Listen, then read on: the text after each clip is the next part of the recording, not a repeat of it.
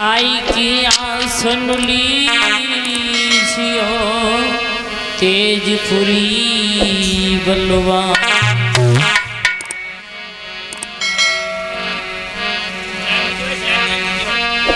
संत हमारी आत्मा और हमें संत शिर मोहर, मेरी सबको सीताराम है सो अपनी अपनी ठोर। बोली गोविंद भगवान की जय। श्रीमद् भागवत महापुराण की जय। बोलिए सच्ची दरबार की जय। संत समाज की जय। कोई कार्य करने से पहले दो शब्द भगवान के चरणों में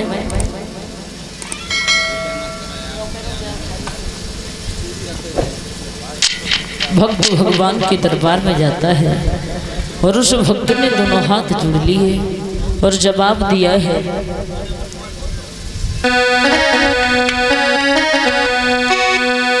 हे दीनों के दयाला हे पार परमेश्वर, हमारी ये जीवन रूपी नैया प्रभु तुम्हारे हवाले है। इस नैया को पार लगा देना गोविंद।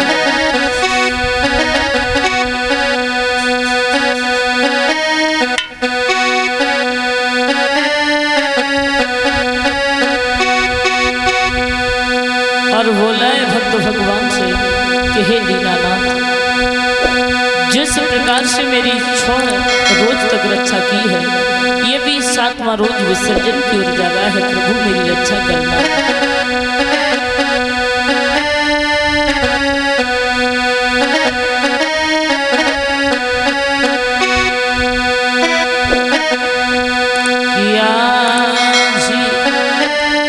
अंतिम दिन है कथा का,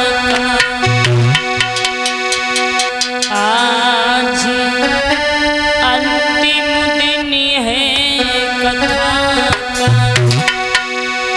और मेरे प्राण घुट रहे, अंतिम दिन है कथा।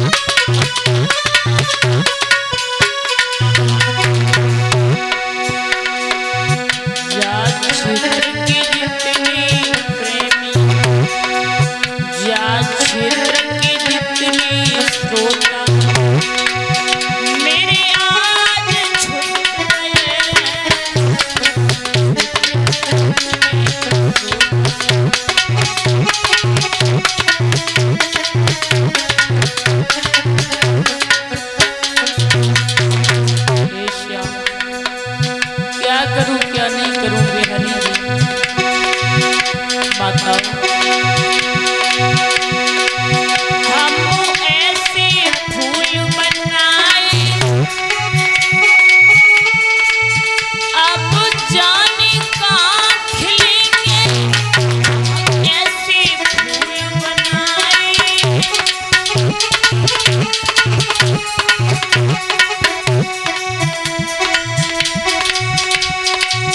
या क्षेत्र के जितने श्रोता अब जाने कब है मिलेंगे। या क्षेत्र के जितने श्रोता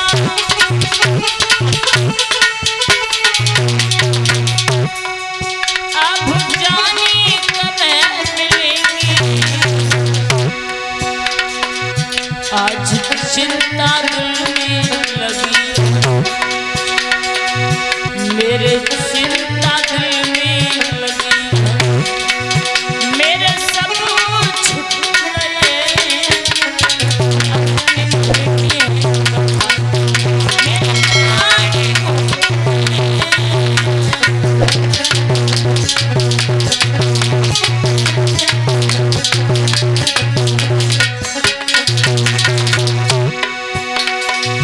जा क्षेत्र की जितनी मैया, जा क्षेत्र की जितनी बहनें सब आज छूट गई।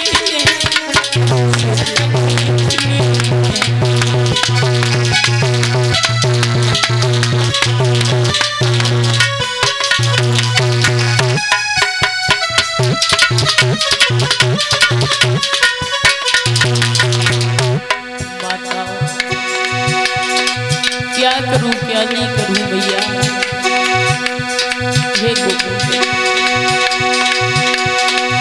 मैं जहां जहां भी जाऊं मोई लगे मोह की फांसी में। जहां भी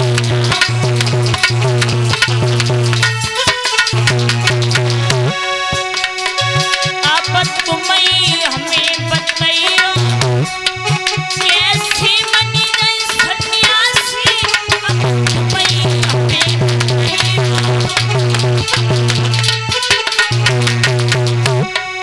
कैसी बनी गई सन्यासी। आज भूख भी न लगती, आज भूख भी न लगती, मेरे सब छूट गए।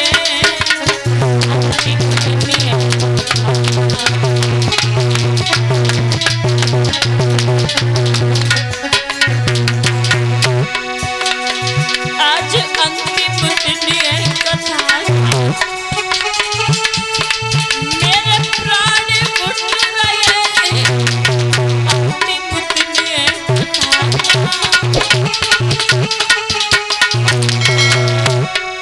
मेरे प्राण उठ गए। जा क्षेत्र के जितनी बबुला, जा क्षेत्र की जितनी मैया सब आज छूट गई।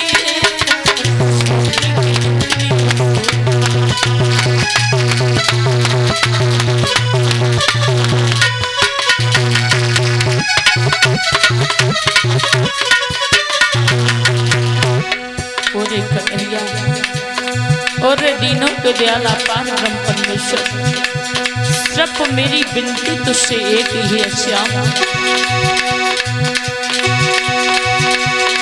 एक अंतिम विनय समरिया मेरी सुध लेते रहियो। अंतिम विनय समरिया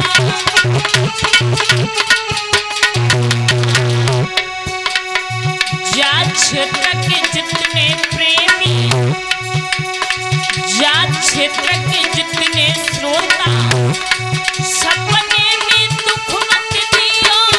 जा क्षेत्र के जितने श्रोता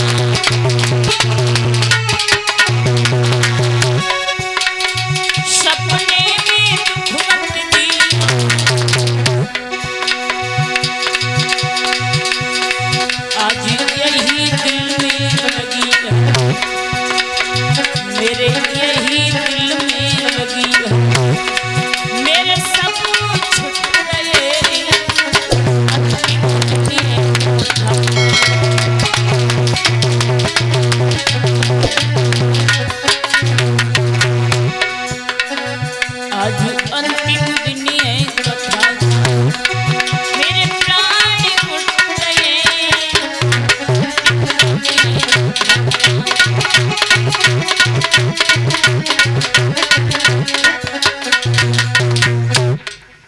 अर्चनी बदनी पूजने स्वामी गंगाधर महाराज विराजमान मेरे पूजनीय संत भगवान लता पता में वास करने वाले सभी देवी देवता भगवान के दरबार में बैठे हुए हमारे पिता के समान बुजुर्गों, सीता सावित्री अनसुईया जैसी भूमि को पवित्र करने वाली हमारी याद शक्ति माताएं व बहनें, बाहर से आए हुए सभी भाई बहन, प्यार करने छोटे छोटे बच्चे,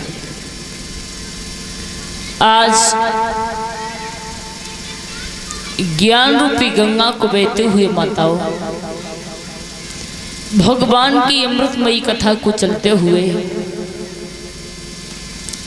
आज मेरे श्रोताओं 7वां रोज विसर्जन की ओर चल रहा है। आज इस ज्ञान रूपी गंगा को बहते हुए माताओं 7 दिन हो गए। हर रोज इस कड़ी धूप में चल कर के भगवान के भक्त भगवान के दरबार में विराजमान है। महाराज ये भगवान की कथा एक वो सागर है कि आज दिन तक ये भगवान की कथा का किसी ने पार नहीं पाया है। भगवान की हर चर्चा मेरे श्रोताओं अनंत हुआ करती है, इसका कोई अंत नहीं होता है। जो भक्त भगवान के दरबार में आते हैं, जहां पर बैठ कर के भगवान की अमृतमयी कथा को सुनते हैं,